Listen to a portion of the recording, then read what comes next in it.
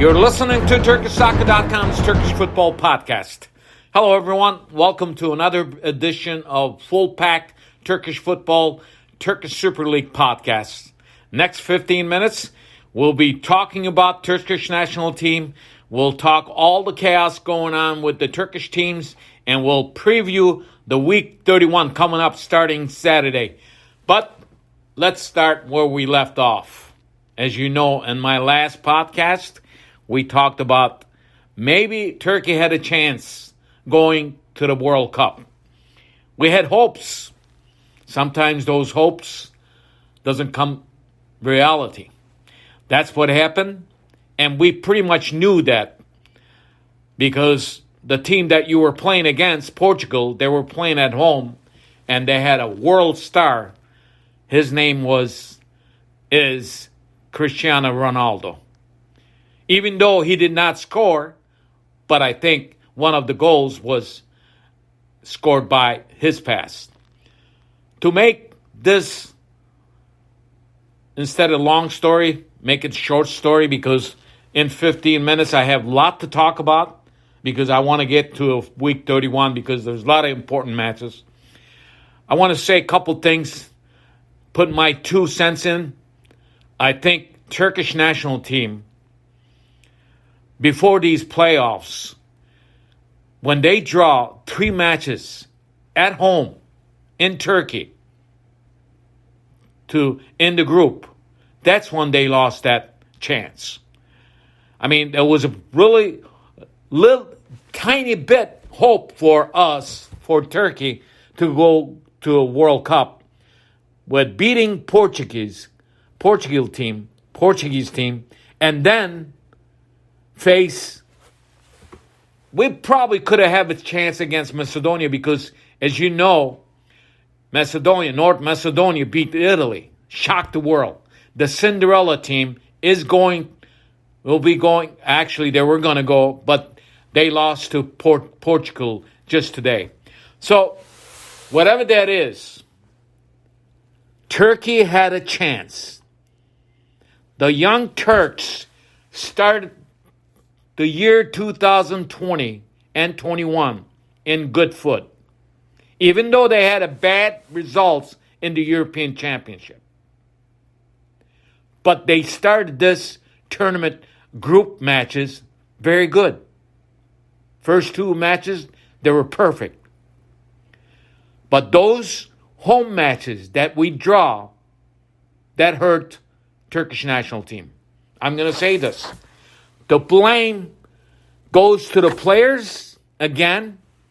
Blame goes to Şenol Güneş and the Turkish Federation.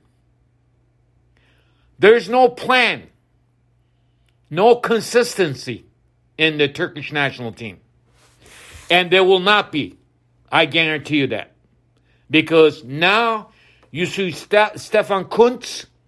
Believe me, after losing at home again, just today against Italy, 3-2, things are not good, not looking good for these young kids. We saw the defense looks bad. You cannot play 3-man defense. Stefan Kuntz trying to do this against Italy today, he got burned. Personal mistakes by defense. Mistake by everyone. Turkish national team right now, they have very top players playing in Europe, in the different leagues. But you can't go to World Cup, and you can't win your games at home, even against B team of Italy. That's not good. One other thing. Burak Yılmaz was the captain of this team. He's getting older. Yes, he played 77 games, scored 31 goals. Thank you. But there was no place for missing that penalty kick. At least Turkey would have tied that match against Portugal. Whatever you had in your mind, when you were not focused to shoot that penalty kick, you did not. Take a blame to yourself, Burak. Thank you for your service, but you should have done this long time ago.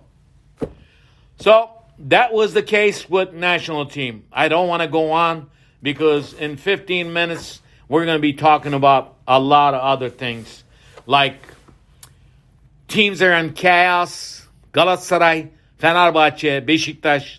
Galatasaray just this past weekend went almost 22 hours. Their members sit in this building almost 22 hours to cast their vote to give no vote of confidence to Burak Elmas. After 22 hours, voting 2,000 odd people going there to the booth, they decide not to give go ahead for Burak Elmas to be the president, CEO of Galatasaray. So, after that, Galatasaray will have election coming up in April. And if it's not, the second election will be on April 30th, and they will have a new president, CEO. Here's my opinion. I've been listening to a lot of podcasts. I've been listening to a lot of space places on Twitter. And I've been listening to the Clubhouse rooms. Everyone was after Burak Elmas. The reason why, I think the main reason why, because he let go Fatih Terim. If that is the reason why, Fatih Terim is the reason why Burak Elmas is leaving, he will be leaving the Galatasaray team, I got something coming to you guys. Because with these elections, Burak Elmas was in the helm only 6 months or 8 months. You cannot do anything within 6 or 8 months.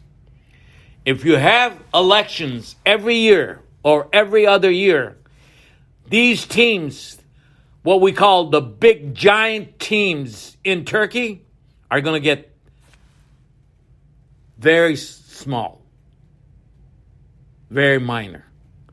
Because their debt, this goes to Besiktas and Fenerbahce, out of the roof. All of these teams, again, I'm going to say it, are owned by banks. Whoever's going to be the new president or CEO, he's got something coming to him. He better have a lot of dough in his pocket or in his checkbook.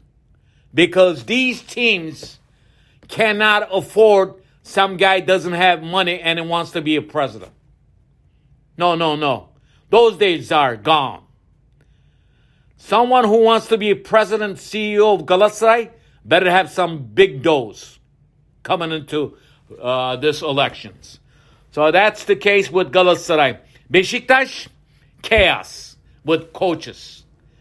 Yes, this was the third coach.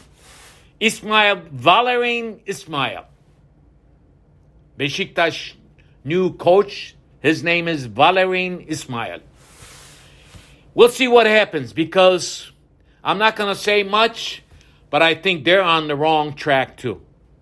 As far as Fenerbahce, they've been talking about they want to change the coach, Ismail Kartal, while he's coaching the team. They're saying they're going to get a foreign coach, and Ismail Kartal is winning the matches. And guess what? Out of the three, Fenerbahce is in better position in the Turkish Super Lig standings.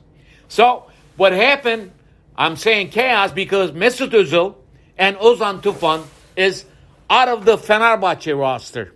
So, the coach Ismail Kartal had an argument, confrontation with these two players, and then he told the committee, and Ali Koç said, you guys are out of the team.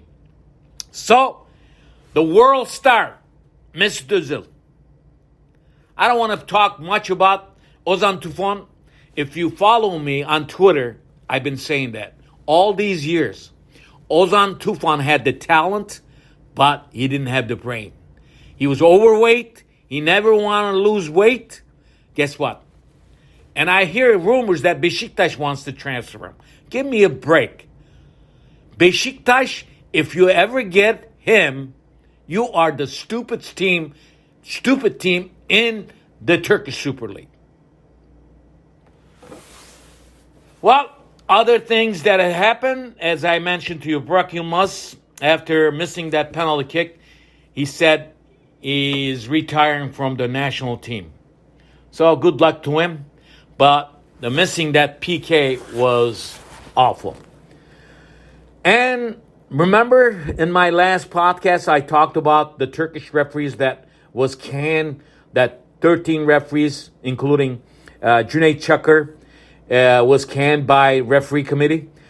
Just this past week, arbitration committee canceled that decision, and they told referee committee to give these 13 referees to in the remaining 8 matches, have them ref in the Turkish Super League. And then referee committee president said no. So there's a chaos over there. There's a chaos in Turkish Super League referees. There's a chaos in Besiktas. There's a chaos, big chaos in Galatasaray. And there's a chaos in Fenerbahce team.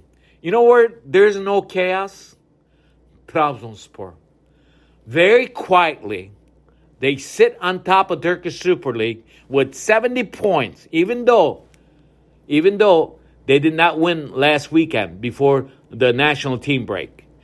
But they are very quiet, and probably after this weekend coming up in the 31st week, if they win, they're going to claim the title in the Turkish Super League. That might be the earliest claimed title in the Turkish Super League for a long time that I remember. So, pretty much, Altay, they're changing their coach again. 4th coach came in one season. Sinan Kalholu will be coaching Altay. Let's get to week 31 because our time's coming up. There will be games on Saturday, Sunday, and Monday. 4 games on Saturday, 4 games on Sunday, and 2 games on Monday. The biggest game, it will be on Sunday. The match of the weekend, it will be on Sunday. I'll come to that. On Saturday, Giresunspor will be at home against Sivasspor. Altay will be at home against Antalya. Kayseri will host Fenerbahce. Very crucial match. Kayseri with 38 points. Fenerbahce with 53 points. Fenerbahce sits in the 3rd place with 53 points. On last game on Saturday, Galatasaray will host Fatih Karagümrük. Huge match. Galatasaray should win this, but Karagümrük has more points than Galatasaray. Sunday, Kasımpaşa hosts Gaziantep. Konyaspor will be at home against Göztepe. Alanya will be hosting Rizespor. And match of the weekend will be in Trabzon. And Trabzon will host Besiktas. Very crucial match. On Monday, Başakşehir will host Malatyaspor. And Hatay will be at home against Adana Demirspor. Başakşehir, Hatay, and Adana Demirspor all have, actually Adana Demirspor has 48, Başakşehir has 47, and Hatayspor has 47, and Besiktas with 46 points. That's why Besiktas better get this match if they want to grab at least the 4th place. This is the last chance for them. But, as we say, the league on the bottom is in hot water. Yeni Malatya, Rize, Göztepe, Altay. These are the teams that belong to a relegation zone right now. That could change. But as far as we know, the 1st place, 2nd place, and 3rd place, it's still 2nd place and 3rd place, even the 4th place, still up for grabs. The only thing we know, after this weekend, we might see Trabzonspor claiming the title for this season. 2021-2022 season. See you next time. Listen to my podcast, wherever you listen to your podcast. My name is Ahmet Bob Turgut. See you next time. Bye-bye.